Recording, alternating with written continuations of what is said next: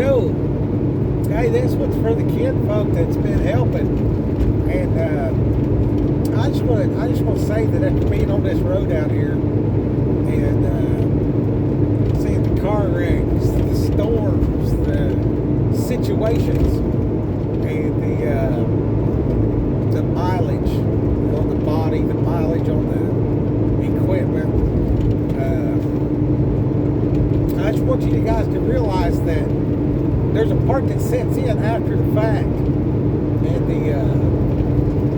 there's like a deal where people have this business plan where they make a 5, a 10, 30, whatever year business plan or whatever. And I'm gonna tell you this: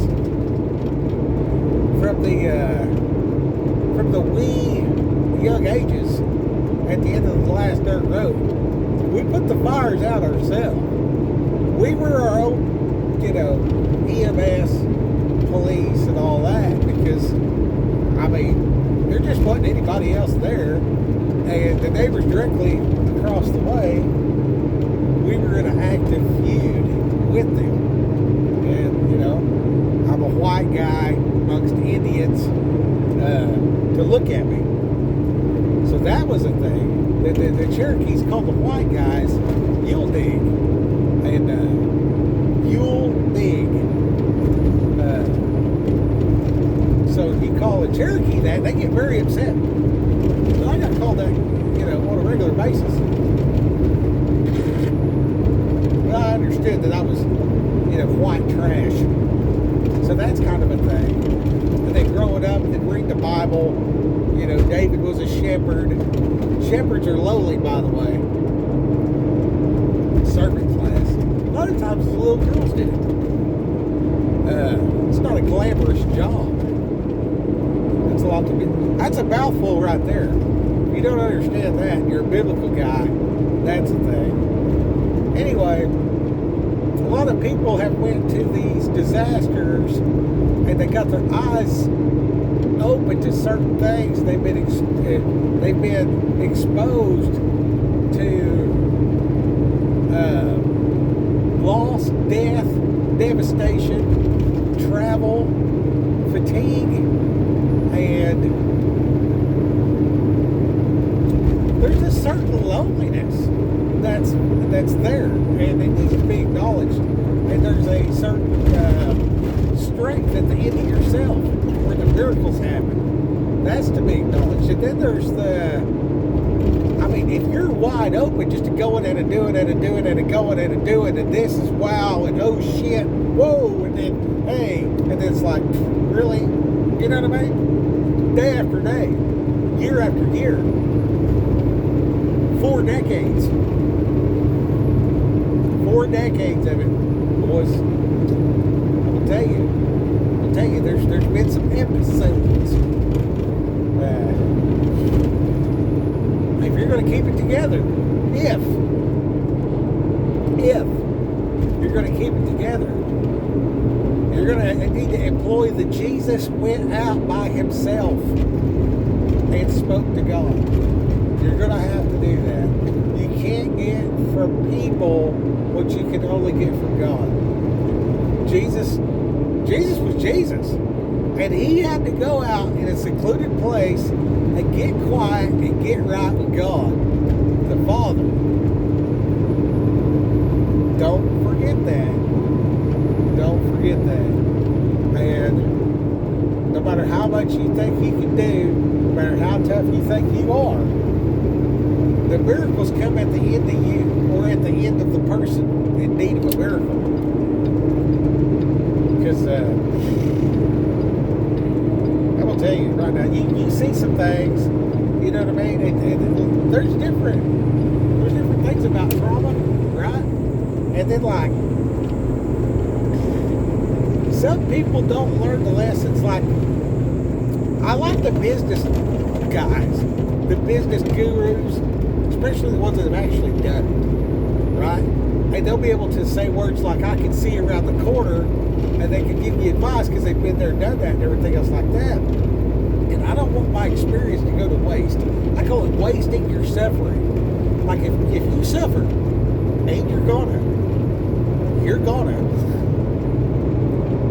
Don't waste it. Use that. No matter what it is. For every aspect of suffering. If you've ever suffered, think of that. The wee little, I got a splinter. The giant, I've broken my leg off. The oh wow, miles of devastation. The are you serious? Getting sideswiped by the Acura in the obvious no merging place at 7 miles an hour. It's the you gotta be kidding me moments where it's difficult. It's difficult to see the level of lack in intelligence, care, concern, vigilance that leads to a side-swiping accident at 7 miles per hour. And you can't help but be mad at the other person, but you gotta always ask yourself, what can I do to avoid this? Because paperwork. And then, like, you might squish somebody and they die from it. That happens. If you're driving a vehicle,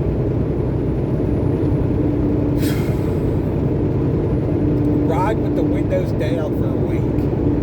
If you're training your child to drive, make them drive with the windows down at highway speeds. And when they start fussing and they want to roll them windows up, just ask them, hey, what if you were sliding on your face on the pavement right now? What if that semi-truck drove up on top of you right now? What if this bridge collapses?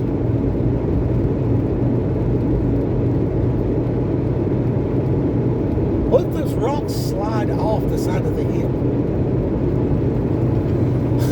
How do you change a flat? I mean, just, basic stuff. Do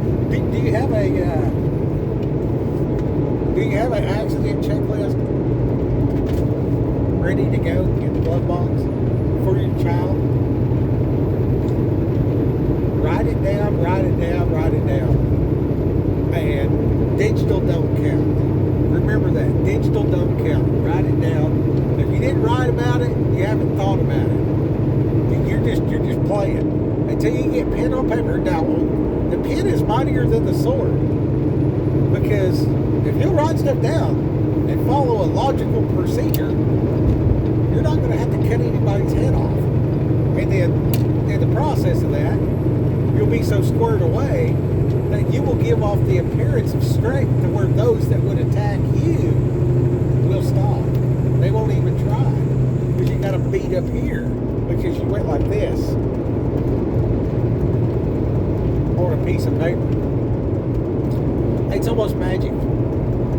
It's one of the things, it's like, God invented language and words, and the written word.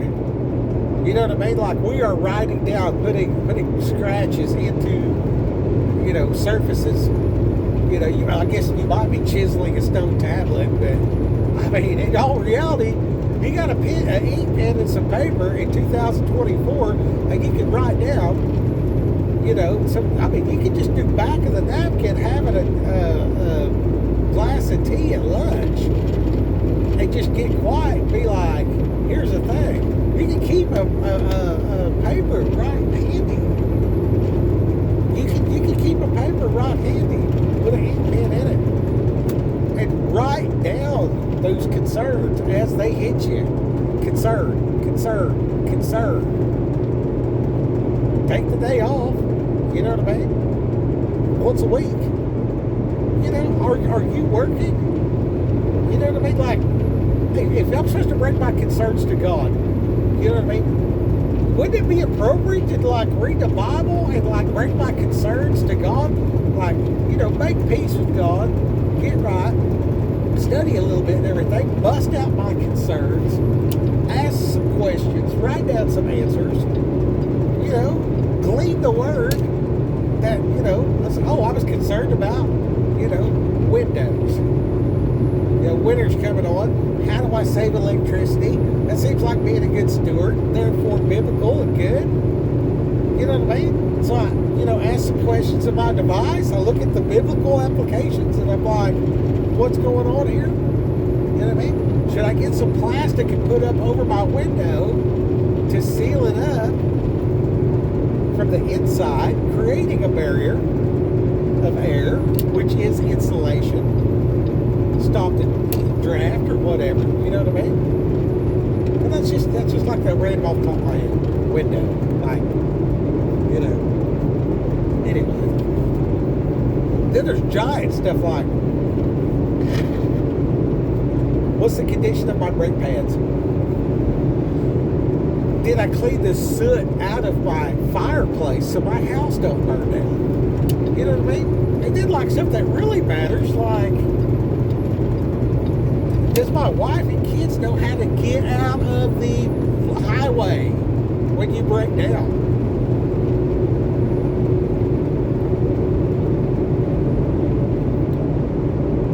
This stuff is part of it while you're going in and doing. And now, just because you took a week off and you went to help somebody in a disaster, or you got the rest of the year off because you are the disaster to whatever degree, are you going to go ask some people for help? Sure, you better. They're hands and feet. But when it comes to the upstairs, when it comes to the head, take that to the Father. Get out yonder and be like, I'm concerned that 11 people in my family washed away. I'm concerned that the house fell down, And then when you go home and you're like so happy that, like if you're you traveled, you saw, you come back and you're like, oh shit, family, we better get ready. And then we better have a secondary get ready that's safe from fire, flood, and high winds. The earth shaking. All that. You got to get ready for all that. And then, at some point, it's going to hit you. The earth will be destroyed by fire. And none of this matters. When you die, what are you going to take with you? You're going to take your soul and a record of everything you ever said and did. So, Paul said, my brethren whom I yearn to see, my delight and crown, the wreath of victory. Okay, so Paul's victory is that the people that wrote what he wrote down, the people that read what he wrote down, keyword, he wrote it down.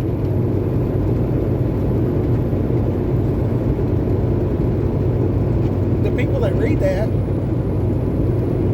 are on his account in the heavenly. That's why I think that's why judgment happens one day for everybody. Because like your lineage and what you left, and then how that affected the rest of mankind, post-mortem. That counts too. So I just want to do my part. I want to be extremely effective in specifically that. Lay up treasure in heaven. Souls. Do what you can to help someone else keep their soul out of the fire for sure. Get your fire insurance. That's like pay your electric bill. But then you want to have lights in the house, pen and paper, some books, do some studying, all this other stuff. But it's all stemming off, you pay the electric bill. So I pay the electric bill, so, my refrigerator works, my air conditioner works, I got some light, I can write down stuff, I can do some studies, and sit there and plot. Have a conspiracy, get some other people involved and be like, how are we going to evangelize the earth? If only there was a book describing what we should do. Oh, hey, here's this Bible. Let's do what they did. Oh, here's this whole instruction manual in the first 5 books explaining how I should conduct myself appropriately. Maybe I should live like that. Maybe I should do those things. Process of that happens. Boom, 40 years of life. You know what I mean? You got the natural disasters. You got the birth of a child. You've got the, going in and doing it and doing it and going in and doing. And you find yourself in a, okay. You know what I mean? You'll find yourself going,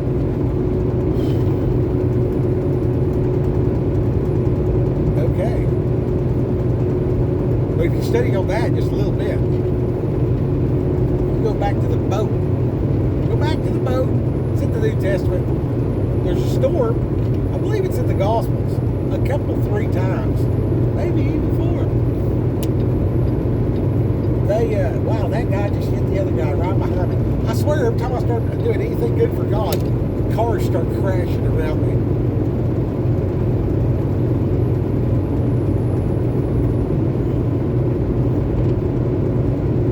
So,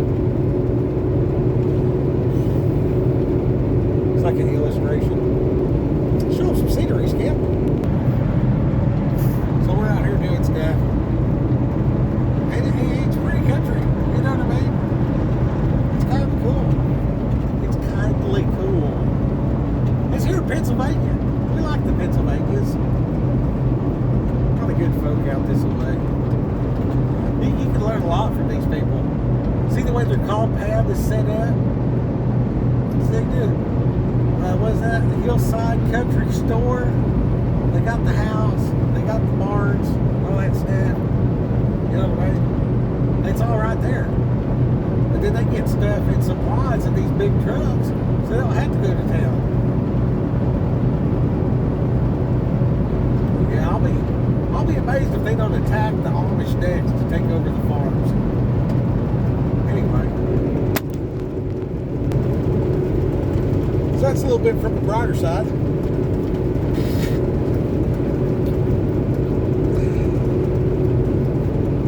So that outfit we just seen, that's evidence of lineage from how many generations ago? So how would that guy get proper recognition in the kingdom on Judgment Day if Judgment Day happened more than once? Well, you're going to just take a dirt nap and be with Jesus. Well, if he's outside of time and your soul comes from where he's at, it probably wouldn't be that hard for your soul to take a nap and come back and finish up. Take some time today, like today, for real. Schedule out 30, 60, 90 days and make you a pattern of self-care in the kingdom. A pattern of self-care in the kingdom. And when you're doing that, consider a game plan where you can quarterly do checkups on yourself. And that's going to be your bed. That's going to be, you know what I mean? Like you can go do your medical, whatever. You know what I mean? You can do your physical training or whatever like that. But where's your spiritual at? You know what I mean? And one of the things I love about the business gurus and stuff is the way they meticulously handle stuff and set up systems. Okay, so you can watch these guys that develop these businesses and stuff and apply that to your walk with God. Apply it to your walk with God. You know what I mean? Have your ministry thing, have your home thing, have your personal thing in reference specifically to the Father and be about the Father's business. That is absolutely critical. And, start looking for the signs of your own mental breakdowns. You know what I mean? And because God's going to stretch you. God is going to grow you. God is going to throw you in neck deep. And when you get to the part where you realize Jesus was asleep in the bottom of the boat, and best I can figure, he was sleeping on a beanbag, and when he woke up, he goes, "Oh, you little faith." And he gets up on top of the thing and he's like, "Stop." and the storm stopped. Pretty sure he went back to bed after that. So if I'm going to do greater things than Jesus, I'm going to have to do what Jesus did. And I might even need to bring it up a level. Okay, Jesus said, do it, love others the way that he has loved me. He died for me. So I'm supposed to love you enough to die for you. And that means I can at least die to myself. You know what I mean? So once I get out of my own way, because I am dead, then I can clearly work specifically for the kingdom. And luckily my wife is part of the kingdom. So that means I can buy her house. That means that I can maintain the church. That means I can maintain the helps in the ministries. And I can bring the gospel to all who will listen. Maybe even give them the Bible if they'll read. Maybe even get on here and make a video and convince you guys to go buy some legal pads and write this stuff down. Like, for real, man. I don't know if you guys are Sam's Club members or what, but me and my wife, we go clubbing at Sam's Club, and yeah, that's like a $400 day. Anyway, I found these members marked. It's that paper I just showed you, and it's a bundle, okay? And they got them stacked so good that the little ring is on one side and then the other, and they got them stacked like that. I believe it's 20 of them for $12. So, but it's been a while since I got some. Anyway, so I found those members marked legal pad. That's all it is. I like that red line down the middle. I like that it's not a full page because that's cumbersome, but it's not the little fat notebook that you can't actually work with because it's a little square notebook. By the time you get through all the pages, and one page doesn't hold enough for a trim sheet information, where the legal pad does. So keep that handy. Keep that pencil and paper handy. And if it's a concern or whatever, you know, yeah, you can text yourself, and yeah, all my load information comes over this device, and that device, and that device. You know what I mean? And then when the car wrecks happen, you know, you got to have your accident checklist, and your fill in the blanks, and your statements, and your, you know, are you hurt? Are you not hurt? Blah, blah, blah. One for me, one for the other guy. Does the other guy have passengers? Yada, yada, yada. Call this stuff in, get the claim, badge number, case number, precinct, location. You might want a piece of paper to write that down. You're definitely going to want to write stuff down. So write it down, write it down, write it down. Is that works-based? Is that legalistic religion? Yes. Yes, it is. What is wrong with doing things legally? Paying your taxes. Jesus said, render unto Caesar. That is works-based. I earned a check, and that is legalistic. Run the numbers and pay what you owe. Learn the law so you know what the numbers mean to figure out how much you owe. Because that is the law too. And if you get that wrong, they will throw you in a box. So why? Why in the world do people get hung up about legalism and works-based theologies? It's because somewhere they misunderstood Paul. Paul was saying you cannot earn salvation. It's a free gift. No matter how bad or how good I am, the only thing keeping me out of hell is the blood of Jesus. It's his sacrifice. He gets all the glory. Okay? But if I go out here and witness to 4,000 people and 6 of them give me $100, that $600 is mine. Or whatever. I think a preacher should be the highest paid person in the entire earth. Like if ever there was something worth paying for, he would be a good preacher. You know what I mean? I have no idea where everybody's mad at a preacher that has a fancy car or boat. It's like, have you tried it? I have done a lot of things in my life, but I am not a pastor. I am not a pastor. I've been called a preacher. I appreciate you. You're an evangelist. Discipleship training trainer is what I call it. Whatever that is. But to sit there and show up every day and listen to you cry about your stuff,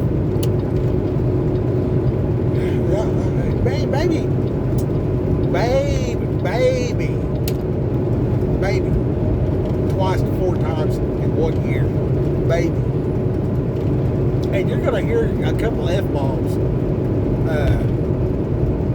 Yeah, that's probably going to happen. Okay, and you know, it is what it is.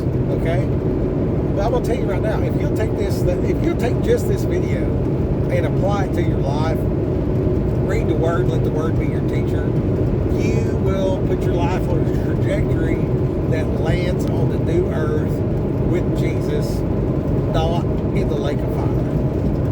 And you will encounter wonderful things like, you know, family and fellowship. And then you're going to encounter difficult things like persecution and taxes. I'm going to tell you a little secret.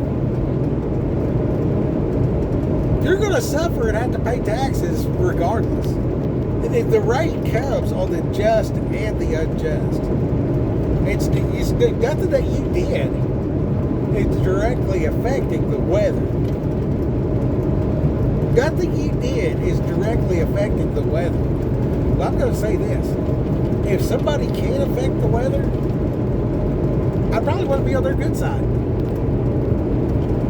If an act of God as defined by the insurance company has taken my house, and now where my house was, to breathe the dust is enough to kill you,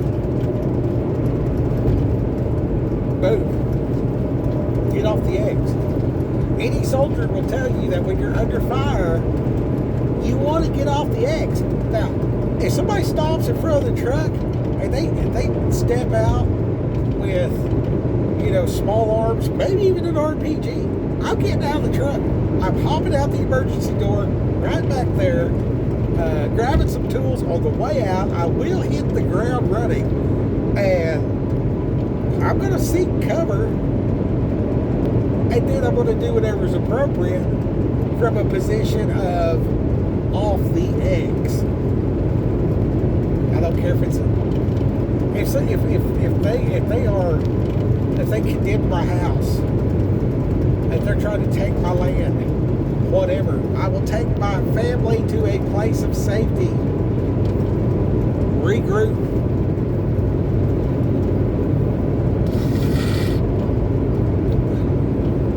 If I'm one of the people that went out there and I seen all this stuff, and it was like the first time I've seen a hurricane. Like I've run 4 hurricanes. I've been through 4 hurricanes, and it cleaned up after several. You know what I mean? And dude, I used to do it for a living, and I was a roofer. You know what I mean? Hey, that's what I did. Anyway.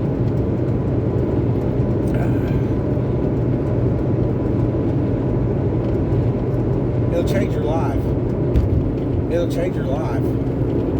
And if you'll just, every hardship, I'm telling you, you go in prayer to God. Help me. You ever hear somebody stub their toe and go, Jesus? And people think that's cussing these days. But when my grandpa was a kid, you know, and my great-grandpa was alive, people would stub their toe and say, Jesus, heal my toe. They were crying out for God's healing first, because they didn't have a doctor to go to. The doctor was the barber. The barber pole was a pole with bloody rags flapping in the wind with different colors of dried blood. They rinse it out or whatever. But you know, you got no hacksaw, cut your leg off, Civil War style. You don't want to go to the doctor. So you stub your toe and you're like, oh, that's broken all, but Jesus help me. Years go by, people stub their toe these days. Jesus. Ignorant people say he's cussing. So that's how the enemy gets involved and twists everything up. I'm gonna get off here.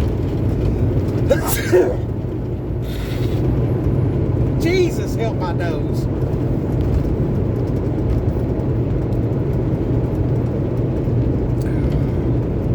Do what you gotta do to set up a service plan for your carcass. Do your 90-day thing. Check it every 90 days and just like do a checklist for you. You know where your boundaries are at and everything else like that. Spiritual health checkup. That's what I got. I hope you guys have a better day every day, getting closer to God. And I just thank God for the suffering. I thank God that the people of Appalachia are able to suffer and receive what they could not receive before. I thank you, God, that you're still on plan A. You're still the king. And I still love you. And I love you guys too. All you kinfolk out there, keep going no matter what. I don't care what happens. You keep going. You are not allowed to check out of this deal. You're stuck. You're staying. Keep going. It'll get better. If you can't do it for you, hang in there so you can help the next guy that doesn't have a clue. All right. Raquel, go get them.